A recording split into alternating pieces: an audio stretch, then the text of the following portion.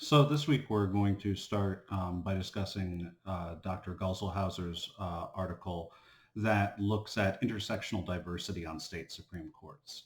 I'm going to revisit a little bit of what we talked about last week, so sort of lead into a discussion about state Supreme Courts and why intersectional diversity may vary dependent upon how judges are selected and retained.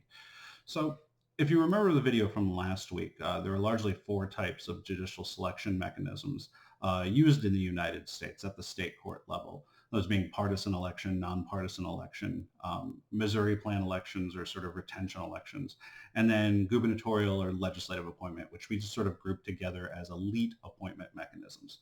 Now, with the lack of life tenure at the state court level, I think two courts have life tenure at the state level. With this lack of life tenure, each of these judges at the states are dependent upon some body, some institution for their retention, meaning that after a number of years that they serve, usually 6 to 12 in the states, they must be retained usually by the same body that initially selected them. Well, if we want to discuss why intersectional diversity matters on courts, we first need to deal with the idea and flush out the idea to some extent that judges on the state courts are actually political representatives. When we talk about political representatives, our minds initially jump to members of Congress, the president as being representative of the population that selected them. We usually push judges off to the side, that judges are different. Judges aren't supposed to be representative.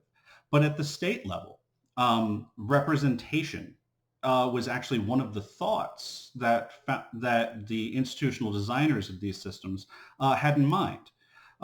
As we can see, individuals at every level of the court are primarily selected because of their ideological congruency with the body that is charged with their selection. So to put in just more basic terms, Justice Neil Gorsuch was chosen by President Donald Trump because they shared a similar conservative ideology.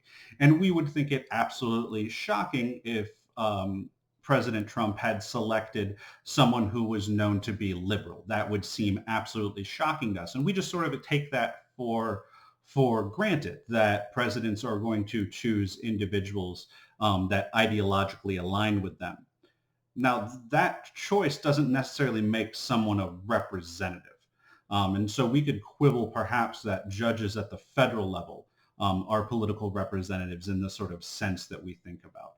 But at the state level, it should be very clear that judges are political representatives because they need to be retained and because there is a body or institution charged with their retention. It might be, and we can demonstrate through numerous types of research, that judges across these various judicial systems act like political representatives in order to increase their likelihood of being retained. Now, that might seem shocking to you, that judges behave strategically in order to make sure that they continue in their position in office. But we would expect absolutely nothing less of members of Congress, and we would expect nothing less of the president as well. That sort of representational behavior in our minds seems to be absolutely okay for members of legislatures and the executive, but for some reason we shy against it, at least in our minds, when it comes to judges. But understand that judges do behave the way they do because they need to be retained. In electoral states, what this means is deciding salient cases that are consistent with what the population of that state would like. In states in which you are retained by the governor or legislature, we know what that means is you're going to be less likely to strike down laws that are favored by the current legislature or the executive. That sort of behavior is strategic, and it's strategic in order to keep them in office. But what it also does is it ties a link between the official, the judge, and also some institution. And that link is a representational link.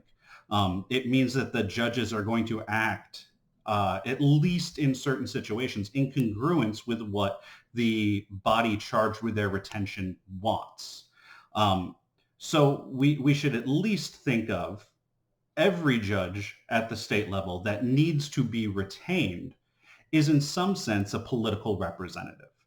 Now, turning to this idea of intersectional identity and why it is important.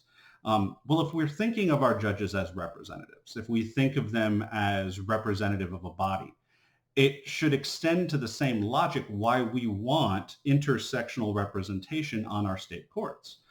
Because what it means, at least functionally, is that those voices within society are not going to be represented at the state court level. And those voices are valuable. We know from numerous decision-making research that women of color decide cases in a very different fashion than white males. We know that to be systematically true, and usually systematically different than white females. They choose to prioritize different things. They use different language in the terms of how they communicate their decisions, and all of those things have value. And what it establishes is not just a sort of ideological representational link between the judge and between the selectorate. What it does is it forges a symbolic sort of representational link. And that symbolic link in which individuals within society can see themselves represented on a court is exceedingly valuable.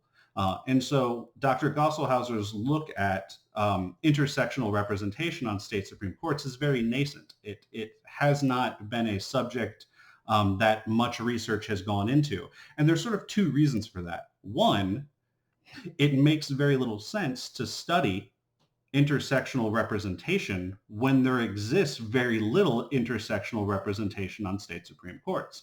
It isn't really, except within the last 10 years, that we can meaningfully speak about women of color joining the judiciary sort of en masse. But I do want to point out one thing in the article that has changed at least somewhat systematically. He demonstrates, and I think convincingly, that systems which appoint individuals to courts are much more likely to appoint women of color than are election-based systems. And that's true on state Supreme Courts. But I want to draw your attention to something that happened in the last election cycle.